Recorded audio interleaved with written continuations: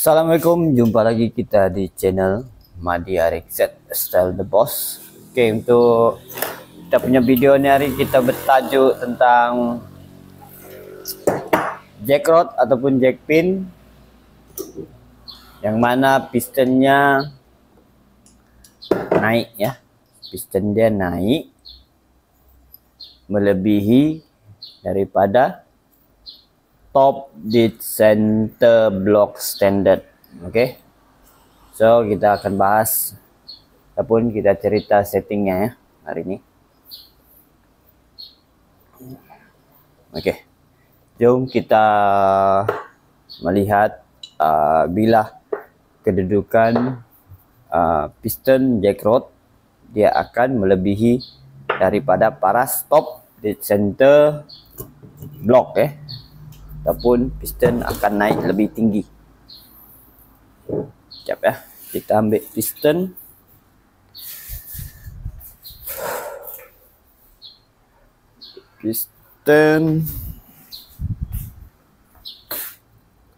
Contoh ya, ini contoh saja blok nih. Oke, biasa kalau jack rod dia akan jadi naik macam ini, Pak. Dia naik macam ni, tinggi kan. Oke, kita akan cerita kalau dia naik macam ini, apa yang kita perlu buat. Ada orang dia akan potong dia punya head dia punya kepala piston ya. Oke, selalu dia naik kalau jack rod dia naik macam ini. Oke, apa kelebihannya nih yang jack rod dan kekurangan jack rod nih? Bagi aku secara realnya, kalau standard kan dia mesti masuk dalam ya. Macam dalam 0.5 mm dia macam ni lah. Bila jack rod dia akan tinggi. Oke, dia akan tinggi macam ni. Ini bermaksud kita punya high compress. Oke, ini kalau tinggi macam ini high compress. Apa yang kita perlu buat? Kita kena ubah kita punya head. Oke, ubah kita punya head. Kawal kita ubah, dom pun kita ubah supaya tidak knocking pada piston. Ada orang dia akan potong. Dia potong kepala piston bagi rata ya. Sebenarnya jack rod nih, bagi aku lah atau bagi orang lain, bagi aku jack rod nih membuat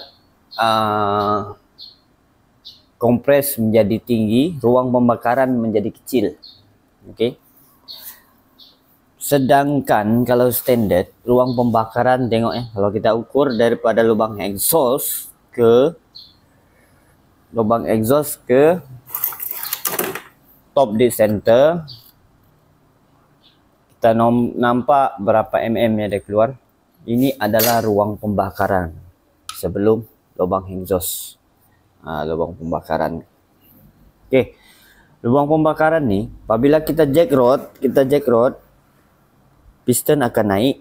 Oke, jadi ruang pembakarannya tuh lagi mampat ataupun lagi kecil. Bila kecil, tendangan piston ini akan lagi kuat. Tetapi untuk pakai daily ride dia agak susah lah ya. Sebabnya dia kalau kita ini jack rod kita mencari sebenarnya pickup. Kita mencari pickup, bukan kita mau mencari dia punya top, kita mencari pickup dia. So bagi aku jack rod nih, jack rod nih agak berisiko. Oke, agak berisiko sebab dia punya kompres terlalu tinggi ya. Terlalu tinggi. Sepatutnya kita akan mencari ruangan pembakaran besar ya. Ruang pembakaran besar. Kalau piston dah besar, kita mencari ruang yang besar. kalau kita kecilkan ruang pembakaran, itu yang selalu tiang head ternaik ya. 4 tiang tuh, tiang blok akan selalu naik jebol. Kalau tidak naik dia akan jebol. Kalau tidak jebol dia jam. Itu aja lah kalau yang masalah jack rod nih. Sebabnya macam mana pun kalau kita jack rod, sebab ruang pembakarannya tetap sama lah. Oke. Ruang pembakaran tetap sama. Sebab blok jarak exhaust, lubang exhaust dengan blok top di center tetap sama ya, tetap sama. Walaupun piston naik, tapi piston bila turun sama juga dia akan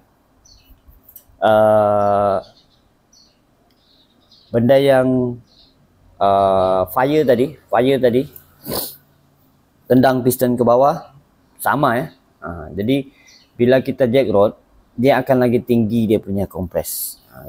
Agak berisiko lah, agak berisiko untuk cari top speed. Okay, better kalau aku untuk setting mencari top speed nih adalah untuk tahan kita pakai standard, tapi kita menggunakan crank yang berat. Okay, kita tak payah menggunakan jack rod, tapi kita menggunakan crankshaft yang berat untuk mencari top speed. Kalau untuk main speed test, ngam pakai jack rod supaya high compress, pickupnya kuat. Okay, sejaklah video kita hari ini tentang kelebihan kekurangan tentang jack rod nih. Okay, assalamualaikum, jangan lupa subscribe. Jumpa lagi di next video. Bye.